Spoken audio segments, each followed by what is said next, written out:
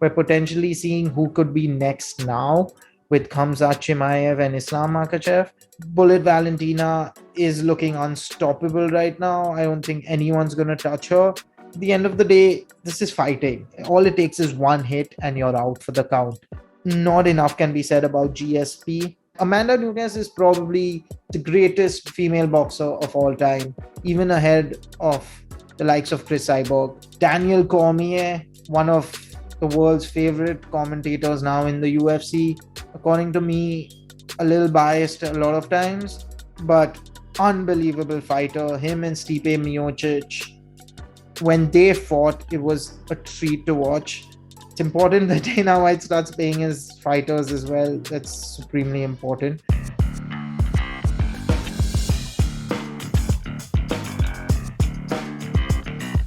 Hey everyone, welcome back to an all new episode of All About Sports, the podcast, a weekly sports podcast for the fans, by the fans.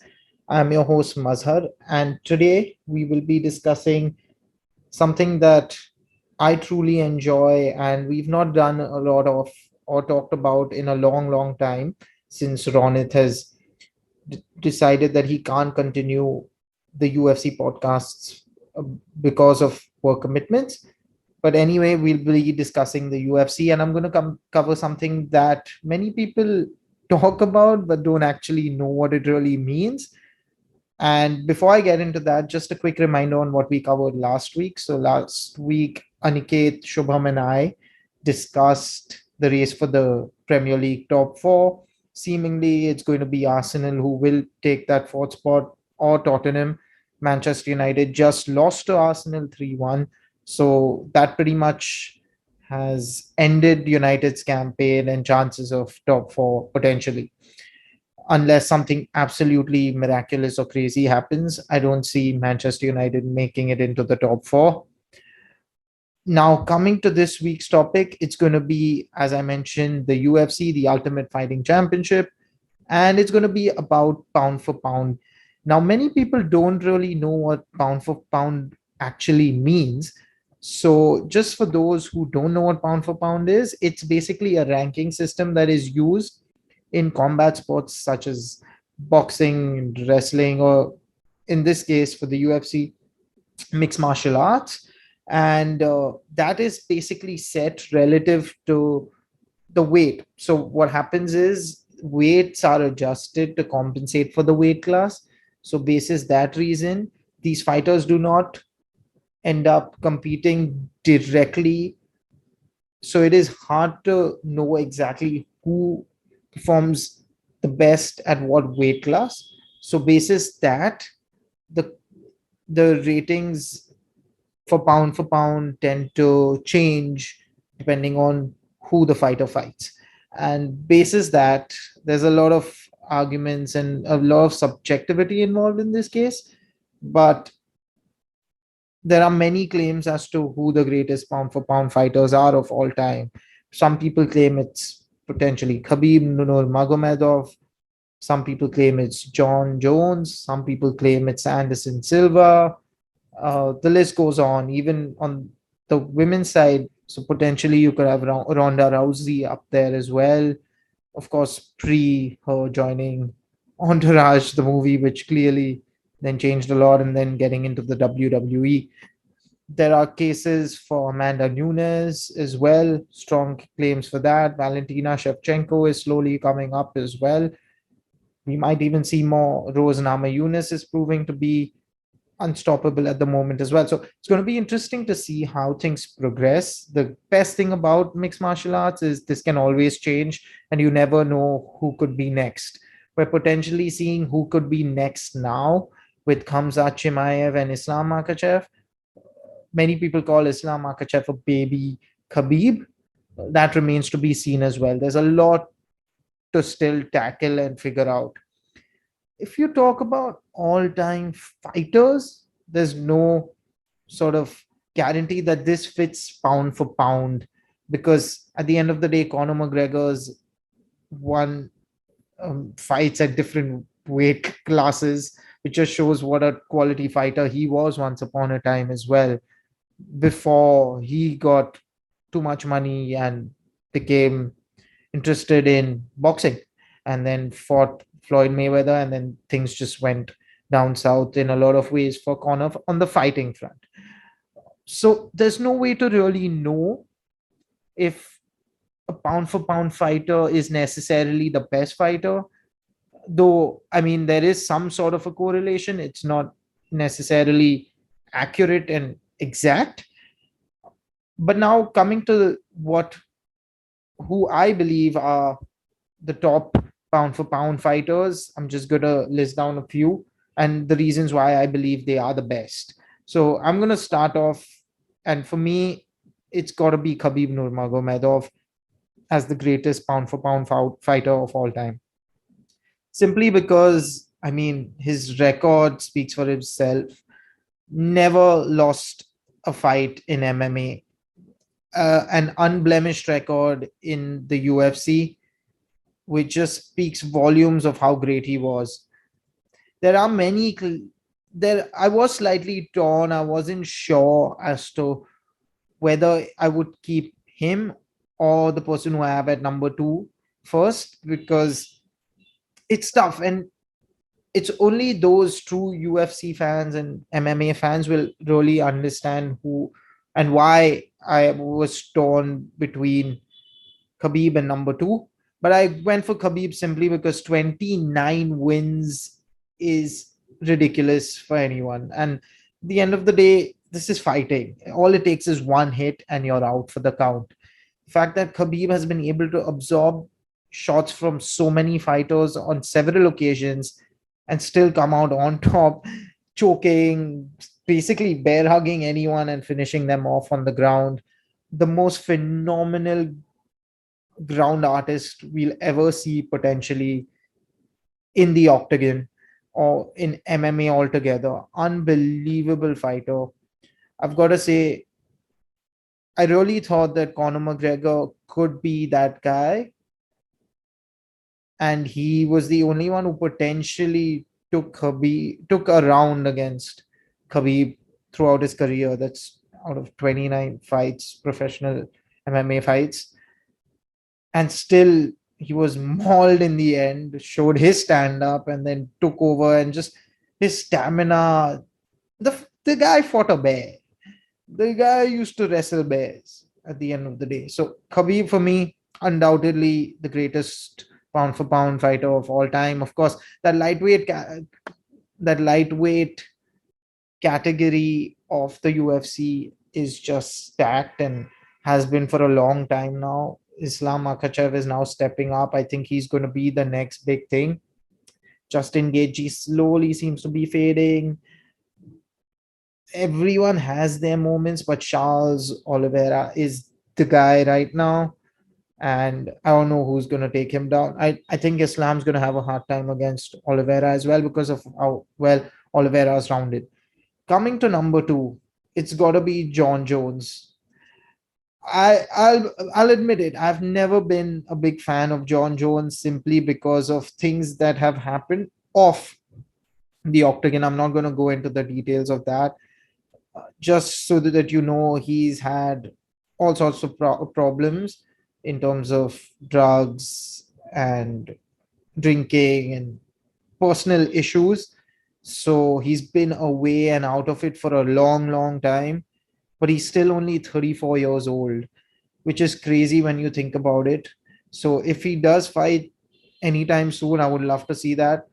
But the only reason I have kept Jon Jones number two is because Khabib has no sort of controversies outside of the octagon, barring that one Conor versus him incident. Jon Jones has always been in the limelight, sadly, for most times for the wrong things. Let's not forget, Jon Jones is an extremely talented wrestler. He wrestled in college as well. Again, dominated a lot of his opponents. Just had a few glitches in recent times where many people questioned whether or not he should have won. But so far, so good for him. 26-1 is no joke as well. I remember the last fight. So he fought Alexander Gustafsson twice. There was a lot of controversy in terms of that as well, in terms of whether he had won that fight or not. But I mean, it's always tough to take a belt off a champion if you don't knock them out. And if it goes to decision, and unless you've truly done something to have an impact on that fight, where you've had a knockdown or you really mauled champion in the final 2 rounds, so it's 5 rounds in title fights. So if you get the last 2 rounds, which are known as the championship rounds, if you dominate those, then you typically win. Gustafsson didn't do enough of that against Jon Jones for me, and that's why he didn't end up winning the title. And Jon Jones was and still. So 26-1, one no contest, which was against Gustafsson. Incredible. It's just the longevity. He's definitely the greatest light heavyweight fighter the UFC has seen. I mean, 10 knockout wins, 6 by submission. That speaks volumes of how great Jon Jones is. Just an all-around athlete. He's pretty gifted. 6'4". He's pretty unstoppable, and there's a reason why his nickname is John Bones Jones. So for me, definitely Jon Jones is number 2 pound for pound all time.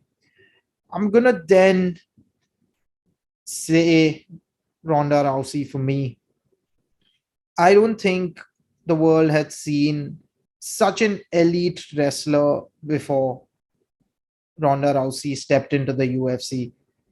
She was just phenomenal. She used to dominate everyone. It was like watching WWE, but real in this case. It was just mind boggling to see the talent that Ronda Rousey had.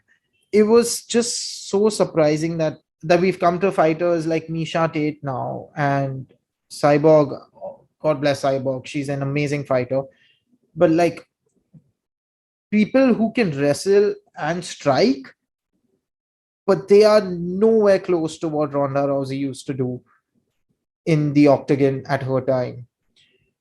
12 wins, 2 losses. Those 2 losses came after she got into the entire fiasco of the WWE, and then also getting distracted by Entourage, the movie where she was completely into that. So then obviously no training, no fighting, no in the and it's very different when you don't fight for a long time and you don't have that, like they say in other sports, match fitness. If you don't have ring fitness here, there's no way you can match up, because the UFC is a merciless place at the end of the day.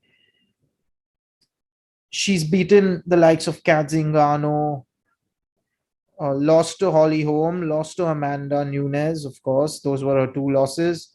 The last 2 fights that we saw her, but before that, dominated everyone. I remember the Sarah McCann fight, and there was that one knee that knocked her out in the first round itself. And it was 2014, if I'm not wrong, and was one of the most incredible things I've seen. She dominated Liz Carmouche. I mentioned Misha Tate, Sarah Kaufman, Misha Tate Rice, in fact.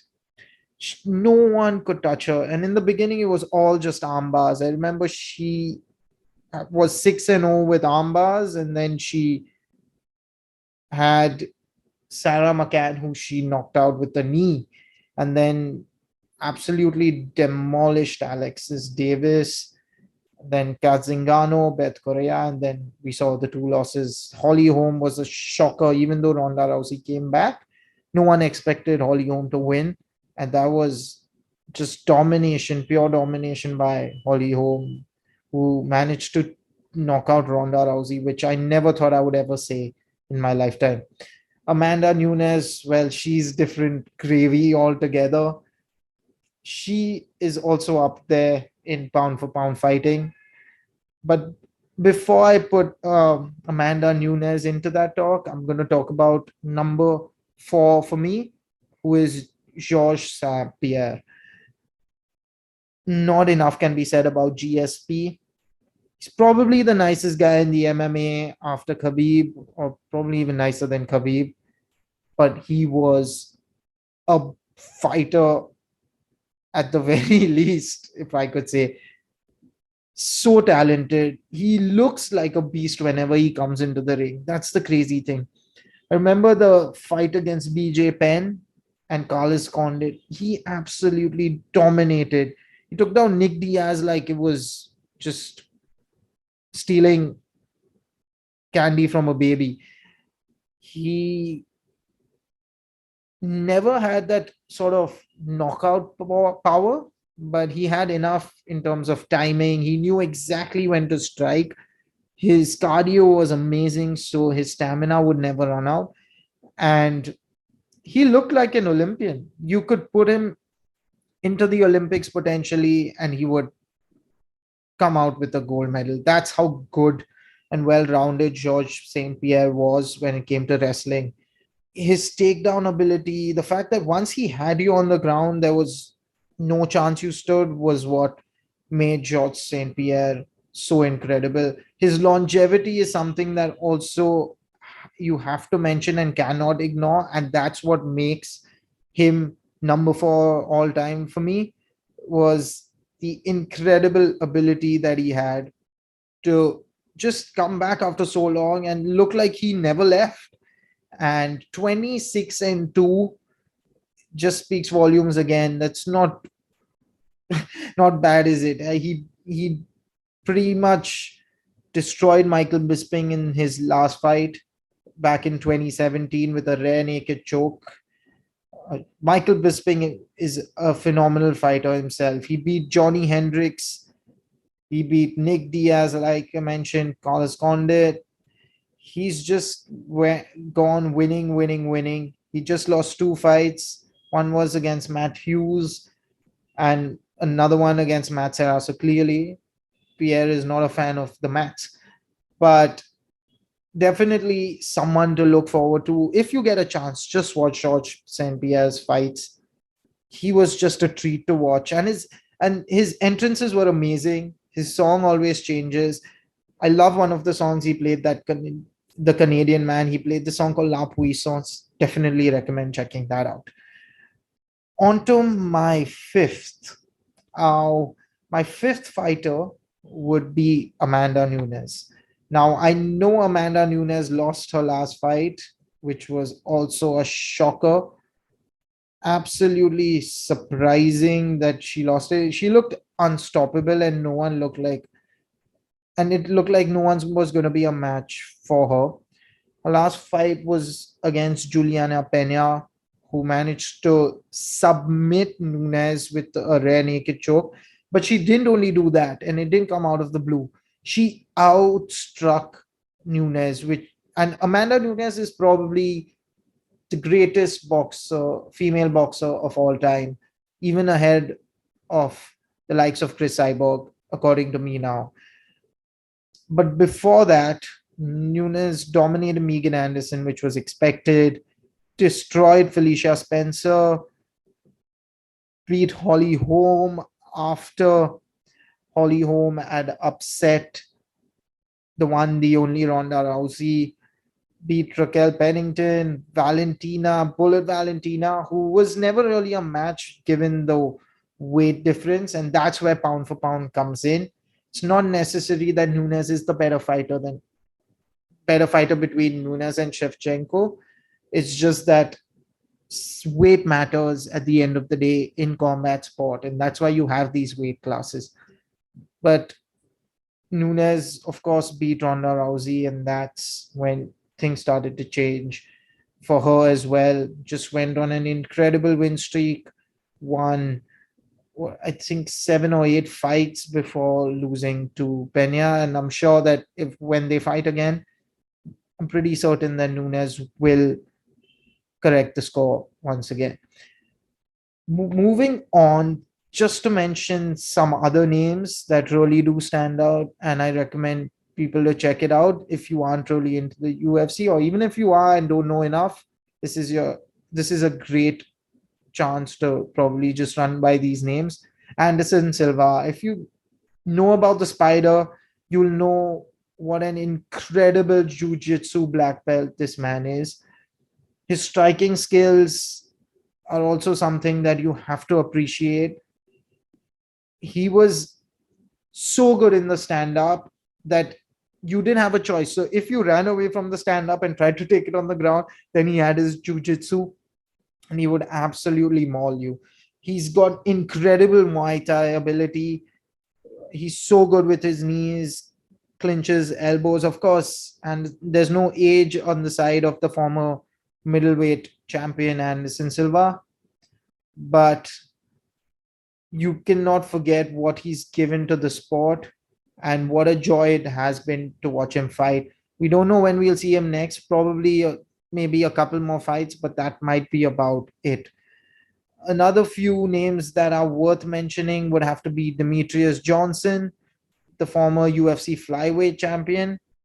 He was on the verge of breaking Anderson Silva's record of consecutive title defenses, but then things happened to change when Johnson decided to fight against Dominic Cruz for the bantamweight title, and that's where he lost out. Shout out to Dominic Cruz as well. I genuinely think people have forgotten what an unbelievable fighter Dominic Cruz is. He held the bantamweight title for the longest time, got injured, got into commentary, came back, and was sort of not, I wouldn't say robbed of the fight against Henry Cejudo, but the ref called an early stoppage, which Cruz did not like and sort of felt anticlimactic in a lot of ways. Henry Cejudo won that title and then just retired because he won he won titles across different weight classes. Daniel Cormier, one of the world's favorite commentators now in the UFC, according to me, a little biased a lot of times, but unbelievable fighter. Him and Stipe Miocic, when they fought, it was a treat to watch. Stipe still kept going. Cormier was no more the fighter he was in the last two fights when they fought again. But an Olympian in 2004 in Athens, Cormier had it all. He could do anything in the light heavyweight and the heavyweight categories. So shout out to DC.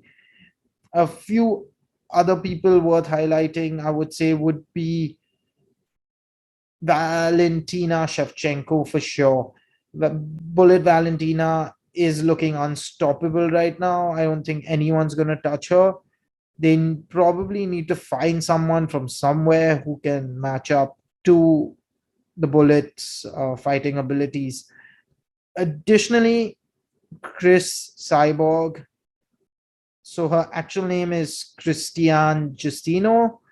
She was the former featherweight champion.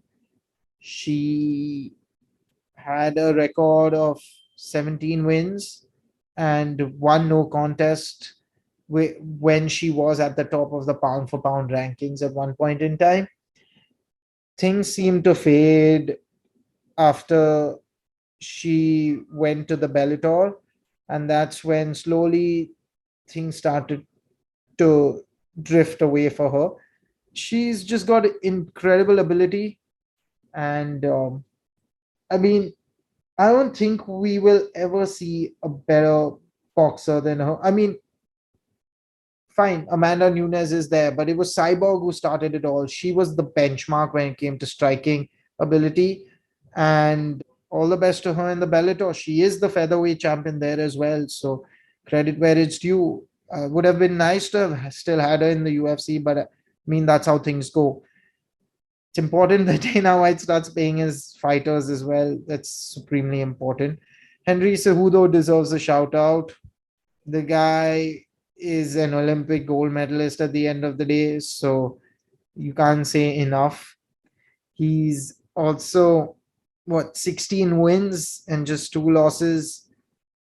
He only lost to, I think it was Demetrius Johnson and Joseph Benavidez, and losing to Demetrius Johnson is fine. I mean, the guy was, again, different ability, the mighty mouse as he was known.